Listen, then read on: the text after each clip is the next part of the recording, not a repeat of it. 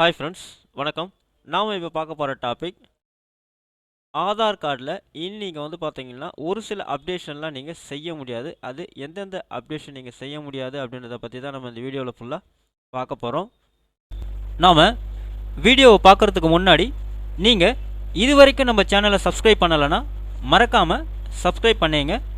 கூடவே பக்கத்தில் இருக்கக்கூடிய பெல் ஐக்கானை கிளிக் பண்ணி ஆல் அப்படின்ற ஆப்ஷனை செலக்ட் பண்ணிங்க.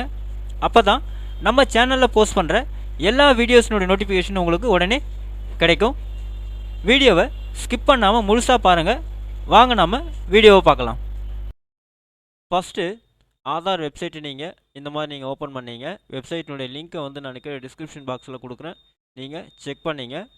ஸோ வெப்சைட் ஓப்பன் பண்ணோடனே இங்கே பார்த்தீங்கன்னா லாகின் அப்படின்னு இருக்கும். இந்த லிங்க்கை போய்ட்டு நீங்கள் கிளிக் பண்ணுங்கள். நெக்ஸ்ட் பேஜ் உங்களுக்கு இந்த மாதிரி ஓப்பன் ஆகும். இங்கே பார்த்தீங்கன்னா உங்களுடைய ஆதார் நம்பர் கேட்டிருப்பாங்க. உங்கள் ஆதார் நம்பரை நீங்கள் இங்கே டைப் பண்ணிங்க.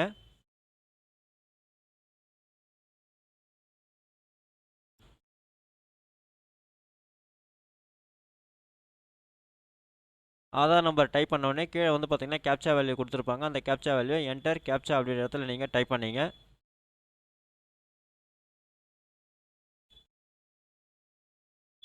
கேப்சா வேல்யூ டைப் பண்ணிவிட்டு கீழே சென்ட் ஓடிபி அப்படின்னு இருக்கும். இந்த பட்டனை போய்ட்டு நீங்கள் கிளிக் பண்ணுங்கள். நீங்கள் ஆதாரில் பதிவு பண்ணியிருக்கக்கூடிய, அதாவது ரிஜிஸ்டர் பண்ணியிருக்கக்கூடிய மொபைல் நம்பருக்கு ஒரு ஓடிபி சென்ட் ஆகும். அந்த ஓடிபியை என்டர் ஓடிபி அப்படின்னு இந்த இடத்துல நீங்கள் டைப் பண்ணிங்க.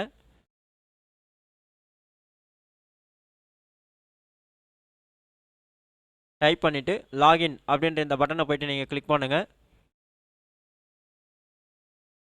நெக்ஸ்ட் பேஜ் உங்களுக்கு இந்த மாதிரி ஓப்பன் ஆகும். இங்கே பார்த்தீங்கன்னா நிறைய ஆப்ஷன்ஸ் கொடுத்துருப்பாங்க. இதில் அட்ரஸ் அப்டேட் அப்படின்னு இருக்கும். இந்த லிங்க்கை நீங்கள் கிளிக் பண்ணுங்கள். ஸோ இங்கே 2 ஆப்ஷன்ஸ் கொடுத்துருப்பாங்க. Update Aadhaar online, head of family based address update அப்படின்னு சொல்லிட்டு. ஸோ ஃபஸ்ட் ஆப்ஷன் நீங்கள் செலக்ட் பண்ணுங்கள், அப்டேட் ஆதார் ஆன்லைன் அப்படின்னு சொல்லிட்டு.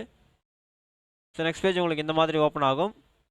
So proceed to update Aadhaar அப்படின்ற பட்டன் நீங்கள் கிளிக் பண்ணுங்கள். இங்கே பார்த்தீங்கன்னா 4 சர்வீசஸ் உங்களுக்கு கொடுத்துருப்பாங்க. அதாவது name, date of birth, gender, address.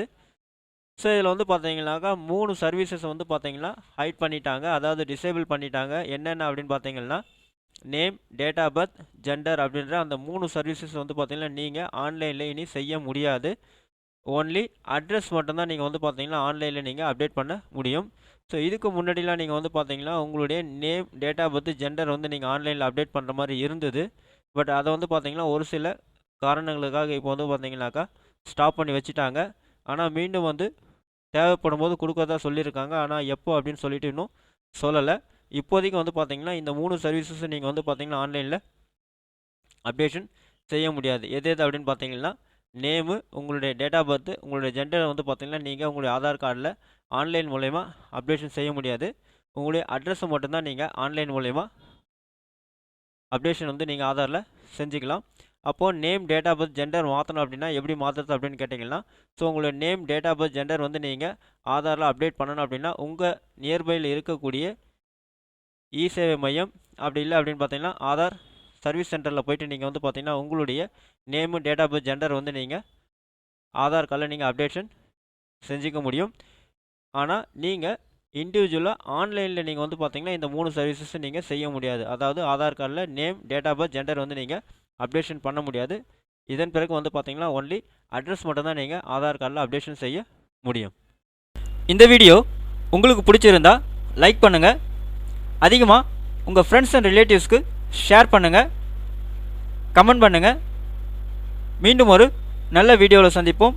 நன்றி.